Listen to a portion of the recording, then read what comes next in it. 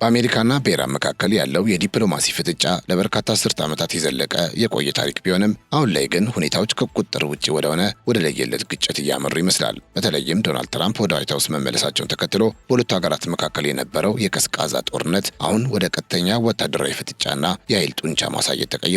ዋሽንግተን በቴህራን ላይ የምታደርገውን የኢኮኖሚና የወታደራዊ ጫና ከፍ ስታደርግ፣ ኢራን በበኩሏ ለማንኛውም ጥቃት የማያዳግም ምላሽ ለመስጠት ዝግጁ ነኝ በማለት በከፍተኛ ወታደራዊ ንቃት ላይ ትገኛለች። ይህ የሁለቱ ሀገራት የቃላት ጦርነትና የጦር መሳሪያ አስተላለፍ መላው ዓለምን በስጋት ውስጥ በጣለበት በዚህ ወቅት የብዙዎች ጥያቄ የሆነ አንድ ትልቅ ጉዳይ አለ።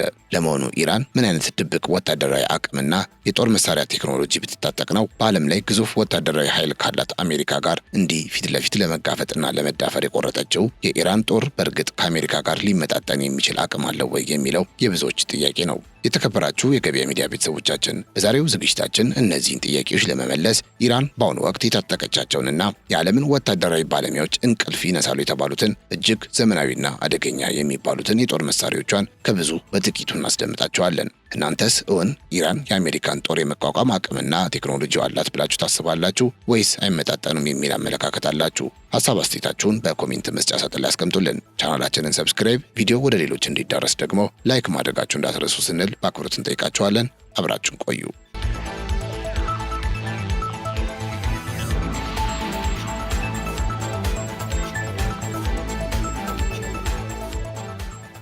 የኢራን ወታደራዊ ስትራቴጂ ዋነኛ መሰረት አሲሜትሪክ ዋርፌር ወይም ሚዛናዊ ያልሆነ ውጊያ የሚባለው ጽንሰ ሐሳብ ነው። ይህ የጦርነት ስልት ማለት አንድ በቁሳቁስና በቴክኖሎጂ አቅሙ አነስተኛ የሆነ ወገን እንደ አሜሪካ ካሉ ግዙፍና ዘመናዊ ወታደራዊ ኃይል ካላቸው ጠላቶች ጋር በሚጋጠምበት ወቅት ብልህ መንገድን እንደመጠቀም ነው። ይህም ማለት ስልቱ ትኩረት የሚያደርገው ጠላት ያለውን ግዙፍ የጦር መርከቦችና ውድ የጦር አውሮፕላኖች ፊት ለፊት ከመግጠም ይልቅ ጠላት ባልጠበቀው አቅጣጫና ባልተለመደ መንገድ ጥቃት በመሰንዘር ግዙፉን ኃይል ማንቀሳቀስ እንዳይችል ማድረግ ነው። ኢራን ይህንን ስልት እንድትከተል ያስገደዳት ከ1980ዎቹ የኢራን ኢራቅ ጦርነት ወቅት ያገኘችው መራራ ታሪክ ልምድ እንደሆነ መረጃዎች ያሳያሉ።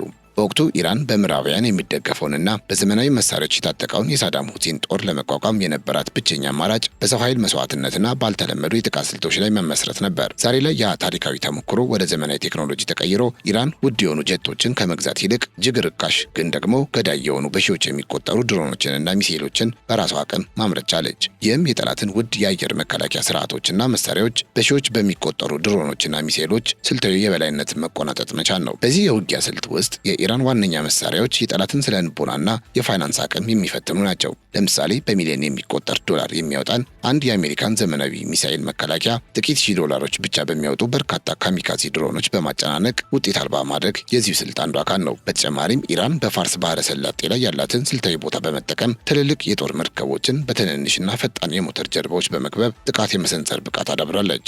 ልክ እንደ ቪየትናም ጦርነት ሁሉ በትጥቅ የፈረጠመው ኃይል ሁልጊዜ አሸናፊ እንደማይሆን ለዓለም ለማሳየት ኢራን የጠላትን ቴክኖሎጂ የበላይነት ዋጋ የሚያሳጡ አማራጭ መንገዶችን በመቀየስ ከአሜሪካ ጋር ያላትን ወታደራዊ ልዩነት ለማጥበብ ትጥራለች። በዚህም ኢራን በአሁኑ ሰዓት በዓለም የመከላከያ ኢንዱስትሪ ውስጥ ትልቅ መነጋገሪያ እንድትሆን ካደረጉ ስኬቶቿ መካከል ቀዳሚው የሃይፐርሶኒክ ሚሳኤል ቴክኖሎጂ ባለቤት መሆኗ ነው። ይህ ቴክኖሎጂ እጅግ ጥቂት በሚባሉ እንደ ሩሲያ፣ ሰሜን ኮሪያ፣ ቻይና እና አሜሪካ ባሉ ሀያላን ሀገራት ብቻ እጅ የሚገኝ ቢሆንም የኢራኑ ፋታህ የተሰኘው ሃይፐርሶኒክ ሚሳኤል ግን ከሌሎች የተለየ እንደሆነ ይነገርለታል። የዚህ ሚሳኤል ልዩ ባህሪ ከድምፅ ፍጥነት ከ13 እጥፍ በላይ መጓዙ ብቻ ሳይሆን ከተወነጨፈ በኋላም አንድ አቅጣጫን ብቻ ይዞ አለመጓዙ ነው። ይህም ማለት በሚሊዮኖች የሚቆጠር ዶላር የሚወጣባቸው ዘመናዊ የሚሳኤል መከላከያ ስርዓቶች ሚሳኤሉ ወዴት አቅጣጫ እንደሚሄድ አስቀድመው መተንበይ ስለማይችሉ በአየር ላይ ለማክሸፍ እጅግ አስቸጋሪ አልፎ ተርፎም የማይቻል ያደርገዋል። የኢራን የጦር መሳሪያ ኢንዱስትሪ ትልቅ ውጤት ተደርጎ የሚወሰደው ይህ ፋታህ የተሰኘው ሃይፐርሶኒክ ሚሳኤል የዓለምን ወታደራዊ ሳይንስ መርሆች የቀየረ ድንቅ የቴክኖሎጂ ውጤት ነው።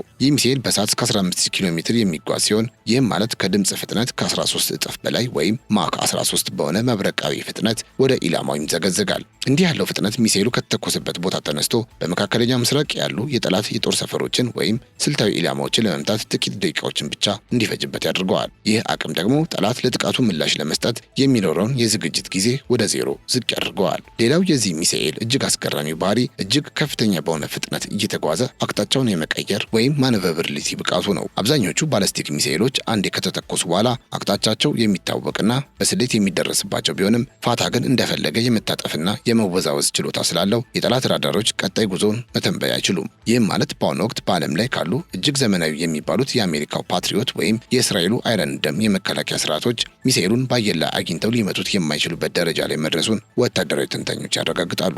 ከሚሳኤሉ ፍጥነት ባሻገር ፋታህ የታጠቀው የሞተር ቴክኖሎጂ በጠንካራ ነዳጅ ወይም ሶሊድ ፊውል የሚሰራ በመሆኑ በማንኛውም ሰዓት ለድንገተኛ ጥቃት ዝግጁ እንዲሆን ያደርገዋል። ፈሳሽ ነዳጅ የሚጠቀሙ ሚሳኤሎች ለመተኮስ ረጅም የዝግጅት ጊዜና የነዳጅ መሙላት ሂደት የሚጠይቁ በመሆኑ በጠላት ሰላይ ሳተላይቶች በቀላሉ ሊታወቁ ይችላሉ። ይህ የኢራን ሃይፐርሶኒክ ሚሳኤል ግን በደቂቃዎች ውስጥ ተዘጋጅቶ ከመሬት ስር ካሉ ሚስጥራዊ ዋሻዎች ወይም ከተንቀሳቃሽ ተሽከርካሪዎች ላይ ሊተኮስ ይችላል። ይህም ኢራን ድንገተኛና ገዳይ የሆነ የመጀመሪያ ጥቃት ወይም ፈርስት ስትራይክ የመሰንዘር አቅሟን በከፍተኛ ደረጃ እንደጨመረ ይነገራል። ሌላው እጅግ የሚያስገርመው ነጥብ ሚሳኤሉ ወደ ኢላማው በሚቃረብበት ወቅት የሚፈጥረው ከፍተኛ ሙቀትና የአየር ግፊት ነው። በከፍተኛ ፍጥነት ምክንያት በሚሳኤሉ ዙሪያ የሚፈጠረው የፕላዝማ ጋዝ ሽፋን የሬዲዮ ሞገዶችን ስለሚውጥ በሚሳኤሉና በጠላት ራዳር መካከል ያለውን ግንኙነት ያቋርጣል። ይህም ሚሳኤሉ ለጠላት ራዳሮች የማይታይ ስቲልዝ እንዲሆን ያደርገዋል። እስከ 1400 ኪሎ ሜትር ርቀት ድረስ የመምታት አቅም ያለው ይህ መሳሪያ ኢራን ያላትን የቴክኖሎጂ ምጥቀት ለዓለም ያስመሰከረችበትና በአሁኑ ወቅት ከአሜሪካ ጋር ለምታደርገው ፍጥጫ እንደ ትልቅ የደህንነት ዋስትና የምትጠቀምበት ዋነኛ መሳሪያዋ ነው ይባላል።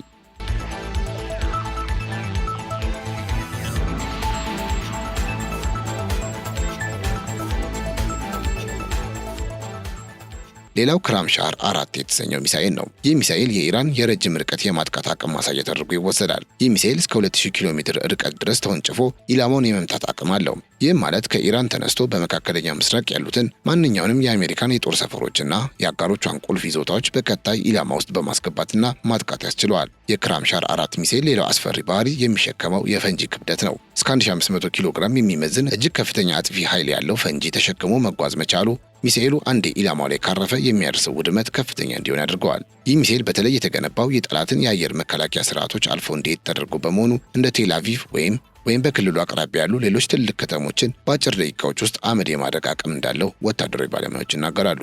በሌላ በኩል ደግሞ ሰጂል የተሰኘው ሚሳኤል የኢራንን የሚሳኤል ቴክኖሎጂ ወደ ላቀ ደረጃ ያሸጋገረ መሳሪያ ነው። የዚህ ሚሳኤል ልዩ ባህሪ እንደ ፋታ ሁሉ በጠንካራ ነዳጅ ሶሊድ ፊውል የሚሰራ መሆኑ ነው። በፈሳሽ ነዳጅ የሚሰሩ ሚሳኤሎች ከመተኮሳቸው በፊት ለሰዓታት የሚቆይ የነዳጅ መሙላት ሂደትና ከፍተኛ ዝግጅት ስለሚጠይቁ በሳተላይት በቀላሉ ሊታወቁ ይችላሉ። ሰጂል ግን ነዳጁ በውስጡ ተሞልቶ ለዓመታት መቀመጥ ስለሚችል ትዕዛዝ በተሰጠ በደቂቃዎች ውስጥ ተወንጭፎ ጥቃት መሰንዘር ይችላል። ይህ ፈጣን ምላሽ የመስጠት ብቃቱ ጠላት ጥቃቱን አስቀድሞ ለመከላከል የሚኖረውን እድል እጅግ ጠባብ ያደርገዋል። በአጠቃላይ እነዚህ የባለስቲክ ሚሳኤሎች ኢራን ከአሜሪካ ጋር ለምታደርገው ፍጥጫ እንደ ዋስትና የምታያቸው መሳሪያዎች ናቸው። ኢራን እነዚህን ሚሳኤሎች ከመሬት ስር በተቆፈሩ የሚሳኤል ከተሞች ተብለው በሚጠሩ ጥልቅ ዋሻዎች ውስጥ በሺዎች በሚቆጠሩ መጠን ደብቃ ትገኛለች። እነዚህ ዋሻዎች ከማንኛውም የአየር ድብደባ የተጠበቁ በመሆናቸው ኢራን ጥቃት ቢሰነዘርባት እንኳ አጸፋዊ እርምጃ ለመውሰድ ያላትን አቅም አስተማማኝ ያደርጉታል። ይህም በቁጥርም ሆነ በቴክኖሎጂ እያደገ የመጣው የሚሳኤል ክምችት ዋሽንግተን በቴህራን ላይ የምትከተለውን ወታደራዊ ጫና በጥንቃቄ እንድትመዝን ያስገደዳት ትልቁ ምክንያት ነው።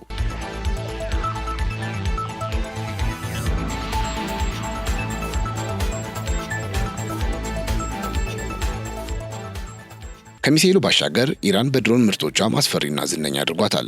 ኢራን በዓለም ላይ ካሉ ቀዳሚ የድሮን አምራች ሀገራት ተርታ እንድትሰለፍ ያደረጋት ዋነኛ ምክንያት ሻሂድ 136 የተሰኘው ድሮን ነው። ይህ ድሮን ካሚካዚ ወይም አጥፍቶ ጠፊ በሚለው ስሙ በሰፊ የሚታወቅ ሲሆን እንደተለመዱ ድሮኖች ቦምብ ጥሎ አይመለስም። ይልቁንም ራሱ እንደ ሚሳኤል ሆኖ ኢላማው ላይ በመጋጨት ይፈነዳል። የዚህ ድሮን አስገራሚ ባህሪ እጅግ ርካሽ መሆኑ ነው። አንድን ዘመናዊ የጦር አውሮፕላን ለማምራት የሚወጣው ወጪ በሺዎች የሚቆጠሩ የሻሂድ ድሮኖችን ለመስራት ያስችላል። ይህ ደግሞ ኢራን በቁጥር ብዛት የጠላትን የአየር መከላከያ ጨናንቃ ድል እንድትቀዳጅ እድል ይሰጣታል። ከዚህ ጎን ለጎን ኢራን በቅርቡ ይፋ ያደረገችው ሞሃጂር 10 የተሰኘው ድሮንም ይጠቀሳል። ይህ ድሮን የሀገሪቱን የድሮን ቴክኖሎጂ ወደ ላቀ ምዕራፍ ያሸጋገረ ነው። ይህ ድሮን እስከ 2000 ኪሎ ሜትር ርቀት ድረስ የመብረር አቅም ያለው ሲሆን ከ24 ሰዓት በላይ ያለማቋረጥ በአየር ላይ መቆየት ይችላል። ሞሃጂር 10 እንደ ሻሂድ ራስን አጥፊ ሳይሆን የተለያዩ ዘመናዊ ሚሳኤሎችንና ቦምቦችን ተሸክመው ጥቃት ሰንዝሮ የመመለስ ብቃት ያለው ተዋጊ ድሮን ነው። ከዚህም በላይ እጅግ የላቁ የሰላይ ካሜራዎችንና ኤሌክትሮኒክስ መረጃ መሰብሰቢያ መሳሪያዎችን ስለሚታጠቅ ጠላት ሳያውቅ የመረጃ ምንጮቹንና የጦር ሰፈሮቹን ለመሰለል ያገለግላል።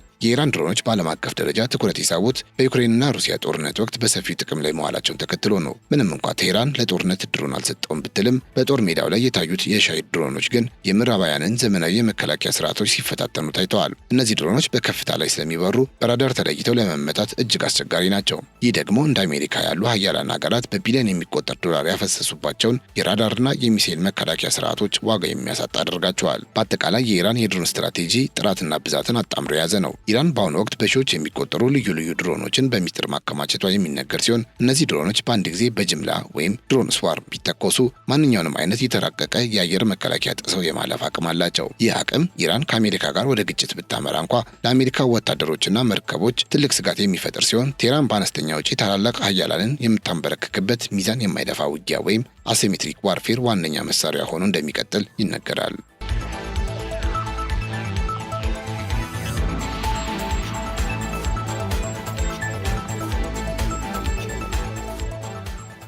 የመጨረሻው ኢራን ጥቃት ከመሰንዘር ባለፈ ራሷን ከጠላት የአየር ድብደባ ለመከላከል ያዘጋጀችው እጅግ ዘመናዊ መሳሪያ ባቫር 373 የተሰኘው የረጅም ርቀት የአየር መከላከያ ስርዓት ነው። ይህ ስርዓት በኢራን የጦር ምሁራን በራሷ ቴክኖሎጂ የበለጸገ ሲሆን በዓለም ላይ በብቃቱ ወደር የማይገኝለትን የሩሲያውን ኤስ-400 ስርዓት እንደሚፎካከርና አልፎ ተርፎም በአንዳንድ ዘመናዊ ባህሪያቱ እንደሚበልጥ ይነገራል። ባቫር 373 እንደ አሜሪካው ኤፍ-35 ያሉ በራዳር የማይታዩ ስቲልዝ የጦር ጀቶችንና የረጅም ርቀት ሚሳኤል ጥቃቶችን አስቀድሞ ለይቶ የመምታት አቅም አለው። የዚህ ስርዓት አስገራሚው ብቃት እስከ 450 ኪሎ ሜትር ርቀት ድረስ ያለውን ሰማይ የመቆጣጠርና ጠላትን የመለየት ችሎታ ነው። ባቫር 373 አንድ ጊዜ እስከ 100 የሚደርሱ ልዩ ልዩ ኢላማዎችን ማለትም አውሮፕላኖችን፣ ድሮኖችን፣ ጀቶችን፣ ሚሳኤሎችን በአንድ ላይ ተከታትሎ ከነዚህ ውስጥ እጅግ አደገኛ የሆኑትን 6 ኢላማዎች በአንድ ጊዜ ለይቶ መምታት ይችላል። ይህ ማለት የአሜሪካ ወይም የእስራኤል አውሮፕላኖች የኢራንን ድንበር ሳይረግጡ ገና በሩቅ እያሉ የባቫር 373 ሰለባ ሊሆኑ ይችላሉ ማለት ነው። ባቫር 373 የታጠቀው ሰያድ 4 የተሰኘው የሚሳኤል አይነት በከፍተኛ የአየር ክልል ላይ የሚበሩና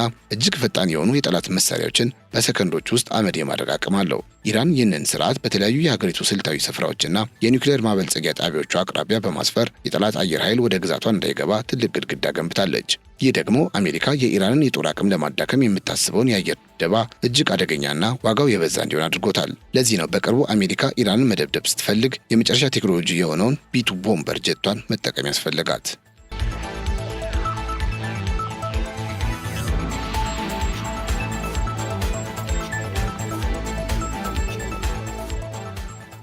በአጠቃላይ ከሃይፐርሶኒክ ሚሳኤሎች እስከ ካሚካዚ ድሮኖች እንዲሁም እስከ ዘመናዊ የአየር መከላከያ ስርዓት ድረስ ኢራን የገነባቸው ወታደራዊ አቅም ከአሜሪካ ጋር ለምታደርገው ፍጥጫ ትልቅ የልብ መተማመኛ ሆኗታል። ዓለም በአሁኑ ወቅት የሁለቱን ሀያላን ፍጥጫ በስጋት እየተከታተለ ባለበት በዚህ ወቅት የኢራን ወታደራዊ ቴክኖሎጂ ምጥቀትና የአሲሜትሪክ ዋርፌር ስልቷ የኃይል ሚዛኑን ወደ የትኛው እንደሚወስድ ተጠባቂ አድርጎታል። የዛሬው ዝግጅታችን ይህንን ይመስል ነበር። አብራችሁ ስለነበራችሁ እጅግ እናመሰግናለን። በያላችሁበት ሰላም